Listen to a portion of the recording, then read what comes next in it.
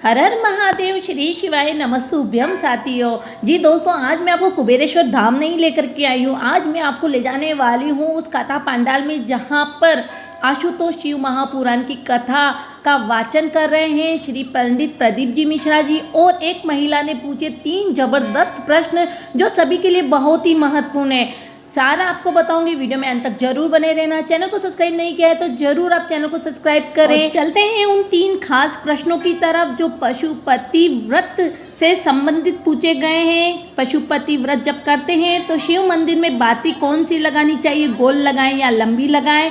और जब उद्यापन होता है 5वें व्रत में और 108 चीज़ें जब समर्पित की जाती है, चाहे वो मूंग के दाने हो, फूल की पत्ती हो, चावल हो, तो वो एक एक करके समर्पित करें या एक साथ ही सारे 108 समर्पित कर देने चाहिए। आइए जानते हैं सभी प्रश्नों के उत्तर गुरुदेव से। भगवती साहू मोबाइल नंबर दिया है आपने, इनके प्रश्न है। भगवती कहीं बैठी हो तो हाथ जरूर हिलाइएगा। प्रश्न अच्छे हैं आपके, बाबा की कृपा। कहीं बैठी हो तो हाथ जरूर हिलाना। भगवती साहू आप इन लिखा है, दोनों हाथ हिला दो एक बार। श्री शिवाय नमस्तुभ्यम। आपका पत्र प्राप्त हुआ, बहुत सुंदर प्रश्न है आपका। गुरुजी, पशुपति व्रत में जो 6 दिए लगाए जाते हैं उसमें बत्ती गोल लगाना चाहिए कि लंबी लगाना चाहिए? प्रश्न बहुत अच्छा है, एक बार जोरदार ताली बजाओ भगवती साहू के लिए। बहुत अच्छा प्रश्न है। हमने पहले भी कथा में कहा कि शंकर भगवान के मंदिर में पार्वती भी है, शिव भी है, दोनों विराजमान। आप दोनों तरह की बत्ती शंकर के मंदिर में लगा सकते हैं। जहां देवी के मंदिर में अकेली देवी होती है तो वहां पर फिर लंबी बत्ती का क्रम आ जाता है। पितरों की पूजा हो रही होती है, लंबी बत्ती का क्रम आ जाता है। पर जहां पर देवाधिदेव महादेव भी हैं, पार्वती भी है, वहां आप गोल भी बत्ती समर्पित कर सकते हो और लंबी भी बत्ती लगा सकते हो, उसमें कहीं दोष नहीं आए। फिर आपने वर्णन करा 5वां व्रत पूर्ण होने पर 108 पुष्प या चावल बेलपत्र चढ़ाते हैं। सबको एक साथ चढ़ा देना चाहिए कि एक एक करके चढ़ाना चाहिए? वैसे शास्त्र रीति के अनुसार पशुपति व्रत में जो 5वां सोमवार पूर्ण होगा और आप 108 अगर कोई वस्तु चढ़ा रहे हो तो एक एक कर कर श्री शिवाय नमस्तुभ्यम, श्री शिवाय नमस्तुभ्यम, एक एक कर कर चढ़ाना चाहिए। एक साथ हाथ में लिया और एक साथ नहीं चढ़ाना, एक एक कर कर समझ। बहुत अच्छा प्रश्न है। एक प्रश्न जो आपने किया था उसका उत्तर इस कथा में चल रहा है। उत्तर इस कथा में चल रहा है। ये आप कहते हो कि मंदिर से जाते समय नंदी के कानों में कहकर चले जाओ। बैठिए बैठिए बैठिए। बहुत सुंदर प्रश्न है आपके, बहुत भाव से और हंसते हैं, कहते हैं बताओ वो नंदी के कानों में भगवान को कहना चाहिए। वैसे तो हम आपको एक बात बता दें कि दुनिया के लोग किसी दूसरे धर्म की कभी हंसी नहीं उड़ाते। दुनिया के लोगों को दूसरे का धर्म अच्छा लगता है। दुनिया के लोग सबसे ज्यादा हंसी उड़ाते हैं तो हमारे सनातन धर्म की ही उड़ाते हैं, और जी खुद उड़ाते हैं, दूसरा उड़ाने वाला नहीं होता। दूर के ढोल हमें समझ में आते हैं, उसका धर्म हमें समझ में आ गया, उनका क्या है, ऐसा है, आओ कुछ नहीं, उनके धर्म में ऐसा है। कितना आनंद हमें दूसरे के धर्म में लग रहा है और हमारा सनातन धर्म हमको बुरा लगता है। हमारे सनातन धर्म हमें बुरा लगने लगा। अरे भाई,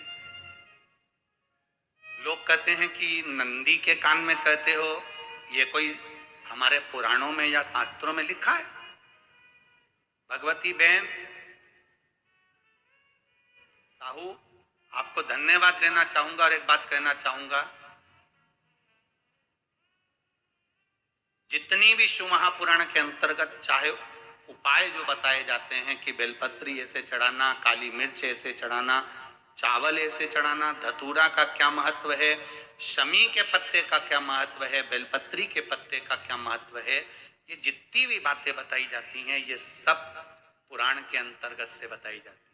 अब दुनिया के लोग इसको चाहे टोटका कह दें, चाहे दुनिया के लोग इसे टोना कह दें, पर पुराण से हटकर कुछ नहीं। और आप लोगों को अगर बोला है कि नंदी के कान में कहकर भगवान शंकर के मन में बात पहुंचे, तो ये क्यों कहा, तो ये भी हमारी शिव महापुराण में लिखा है जलंधर के चरित्र में। लेकर जाने लगा,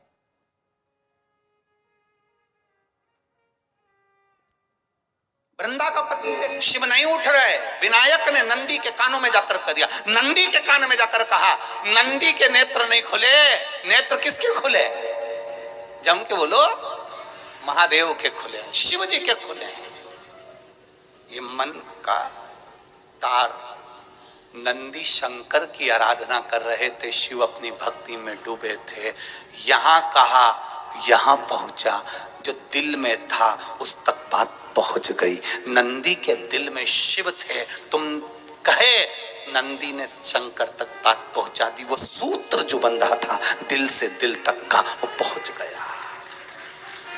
वो सूत्र जो दिल से दिल तक बंधा हुआ था, मन से बंधा हुआ था, खबर वहां तक पहुंच गई। अपार हो, समस्या बड़ी हो, बहुत तकलीफ हो, बहुत कष्ट हो, एक लोटा जल जब महादेव को चढ़ाने के लिए जाओ, चढ़ाकर 2 क्षण मंदिर के अंदर नंदी के पास 2 क्षण बैठकर मेरे महादेव को निहारना, अपने दिल की बात उसके पास में बैठकर नहीं भी कहोगे ना, तो नंदी के पास मात्र बैठ भी गए, उस नंदीश्वर के पास मात्र बैठ गए, तो वो तुम्हारे दिल की बात समझ जाएगा, कभी की गलत। उसी तरह से अगर नंदी के कानों में कहा जाता है कि आप नंदीश्वर महादेव भगवान को जब आप प्रदोष काल में भ्रमण के लिए लेकर के जाओ तो मेरे घर आप जरूर पधारिए, बहुत विपदा की घड़ी आ रही है, ये समस्याएं, जो समस्याएं आप कान में बोल दीजिए या फिर पास बैठकर ही अपने मन में बोल दीजिए।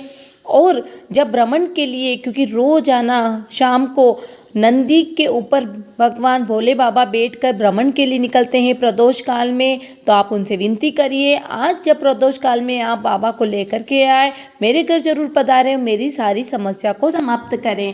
तो इसी तरह कहने मात्र से भगवान को लेकर के वह हमारे घर जरूर पधारते हैं, यह पुराणों में वर्णित है, तो कान में जरूर बोलना चाहिए। अगर अभी तक हमने चैनल को सब्सक्राइब नहीं किया है तो साथियों फिर से याद दिला देती हूँ, चैनल को जरूर सब्सक्राइब करें। हर हर महादेव, श्री शिवाय नमस्तुभ्यम।